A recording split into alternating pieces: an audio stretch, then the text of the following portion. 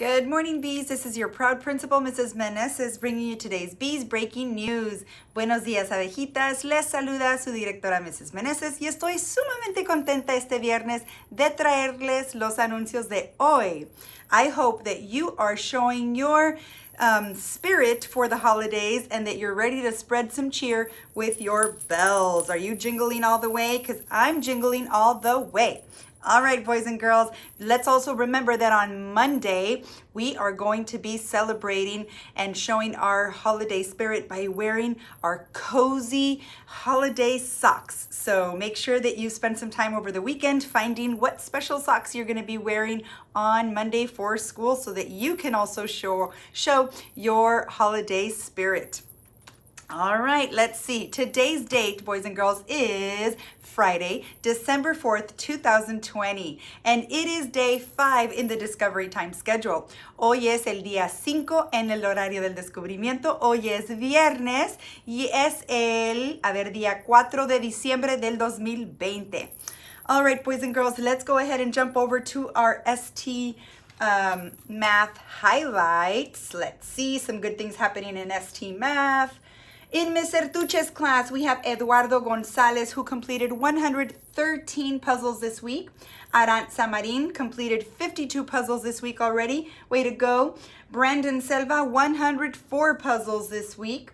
Ethan Lagos, 83 puzzles this week. And Elliot Mitchell, 56 puzzles. Way to go, guys. In 4th grade, Olivia Baker completed 129 puzzles this week. Jamie Lynn Flores, 89 puzzles. Ian Hager, 143 puzzles. Ben Hernandez, 135 puzzles. Jason Katecki, 207 puzzles. And Zoe Reisinger, 129 puzzles. Way to go, guys. Great job, 4th grade. And now, moving on over to our highlights in iStation. I saw some of our 2nd graders yesterday finishing their iStation, their ISIP test, and I was so excited to see. I can't wait to see how the kiddos in Miss Adams' class do. That's who I saw taking their iStation test. And I'm really excited to see that growth, boys and girls, in your reading skills. Thank you, Ms. Dare, for highlighting your students. Let's see, we have 3rd grade students in Ms. Dare's class. Ashton Garza moved up 1 level in reading comprehension. That is a really, really big deal. Comprehension means that we are understanding what we are reading and that we are able to show that we know what exactly happened in the text, whether it's fiction or nonfiction. So way to go, Ashton. Takaya Booz moved up 1 level in reading comprehension as well. That is amazing. Prapti moved up 1 level in vocabulary. Now, if we don't understand the words in the text, we're going to get really confused and it's going to block our comprehension. So vocabulary is so, so important. Great job, Prapti. And Angie Couch moved up 1 level in text fluency. Fluency shows how well we're reading. Like when we read the way we're talking, we don't read like robots. We read the way we speak. We read not too fast, but fast enough to where we're understanding what we read. Good job, Angie. Caleb Deutsch moved up 2 levels in vocabulary and then 1 overall reading level in iStation. When you move up a whole reading level in iStation, that means that they put together your comprehension, your fluency, your vocabulary, the way that you also attack those words for word analysis, and they put all those things together and you jumped up 1 whole level as a reader. That is amazing, Caleb. So we're so proud of you. I also noticed, I started looking at some of our 5th graders on iStation, and I have not gotten to everybody because of course we have so many students on campus, but you know that I have Gael in 5th grade and I'm his mom, so I've had to look up Gael's score, and I was so proud of him. He went up 1 whole level also in reading comprehension, so I am super proud of him. I also noticed Kirstabella Gomez in Mr. Glisson's class. She moved up 2 levels in fluency and in comprehension, and guess what? She moved up 3 levels in vocabulary and in word analysis as well. She moved up 1 level. That is huge progress, Christabella. So I want to keep seeing, and I'm going to keep looking into our different teachers' classrooms to see how students are doing so that I can also do my own shout outs to our kids, because reading is so, so important. The better you are in reading, the better you are in math and in every other subject. So give it all you got when you take those ISIP tests and when you participate in reading at any time in your classroom, so that you can become a better reader, because good readers are successful and are able to move on to college, and that is what all of us are going to be doing here at Ellison. All right, boys and girls. Let's go ahead and move on to our celebration of Inclusive Schools Week. So today we finish off our celebration of Inclusive Schools Week. So to conclude this celebration, we all need to remember that we are each unique and special in our own way.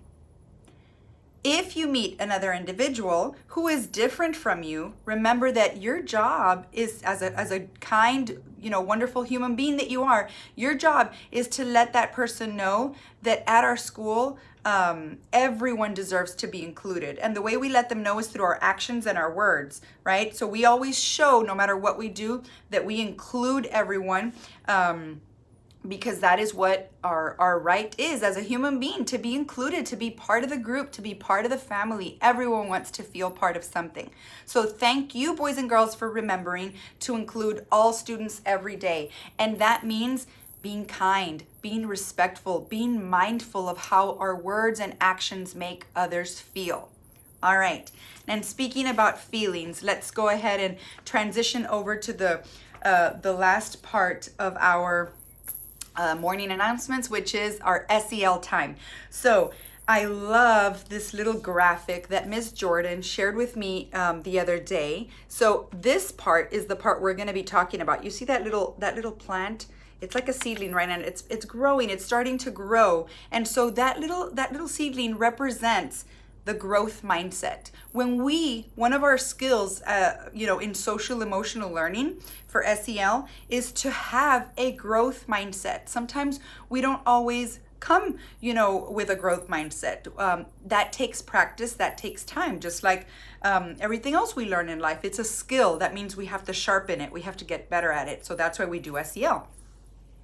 So part of having a growth mindset is thinking positively and thinking about ways that you can make your own day better and the day of others better, because we all want to be happy human beings. So I was thinking how today some of our fifth graders, all of our fifth graders, are going to have to really show a growth mindset, because they're going to take a very special test. They're going to take their CDB in reading. And I was thinking how our fifth graders are going to have to really demonstrate having a growth mindset. And so that means being proactive. We've talked about being proactive and kind of preventing bad things from happening by being smart and thoughtful about what we're going to do. And so I was thinking, sometimes during a test, we get a little bit stressed, right? And we might flip our lid, or, we might feel that instead of feeling calm, we feel the storm. Why? Because maybe we get to a question that's too hard, or maybe we feel the test is too long, or maybe we start getting tired, or we don't understand a certain question. So there's a strategy that I'm going to teach you today. And I know our counselors show this strategy, and I've been talking about this strategy with Ms. Alejos as well, who's our SEL coordinator for the campus. And so I'm going to show you a special strategy that can really help all of us when we're stressed, when we flip our lid, when we're not feeling very good, when we're worried. And so you may remember it from last year. It's going to be like this. So this is what you're going to do. This is a flower, right? You're going to imagine you're stressing, you're worried. And then you're going to breathe. And you're going to do that by doing this. You're going to smell your flower. So not all of us have a flower, of course, but you're going to pretend you have a flower in front of you. I have a little flower here just to make our announcements more interesting. But you're going to smell the flower. Take that deep breath, right? Smell that flower. And then you're going to pretend you have a candle in front of you, and you're going to blow the candle. So even if you're at your desk and you're feeling stressed because you're taking that test, or maybe you're stressed when you're at lunch because something happened, somebody said something that wasn't very kind, that hurt your feelings, you're going to smell the flower, blow the candle. And what you're doing is you're calming yourself down. You're calming the storm. Smell the flower, blow the candle. I do this sometimes, and I know you might think it's funny, but I actually do this sometimes when I'm feeling really stressed with work. Maybe I'm overwhelmed about something. I'm worried about something. I come into my office, I turn the lights down a little bit, and I smell the flower. So I'm gonna do it now without the flower and without the pen in front of me. You can pretend by holding your flower, right? And blow the candle. So if you try that, it can help you feel less stressed, and it can calm the storm, and all of your stresses will start to disappear, okay? That's a strategy you can use wherever you are. You don't have to do it loudly. No one has to hear you. No one has to see you. You can just kind of do it calmly, and that's how you give yourself a break. And knowing that you're going to have this strategy in your toolbox, and knowing and saying, you know what, the next time I get stressed, I'm gonna try that strategy. You're already starting your day by having a growth mindset, because you're already being proactive and being open to a new idea. So I encourage you to try that today and every day. And also, boys and girls, have a wonderful weekend. Be safe. Remember, no matter where you go, wash your hands, wear your mask. It's so important that you always at all times have a mask on, okay? And remember, be innovative, be bold, be Ellison, and don't forget those wonderful comfy socks on Monday to spread our cheer. Have a great day. Bye-bye.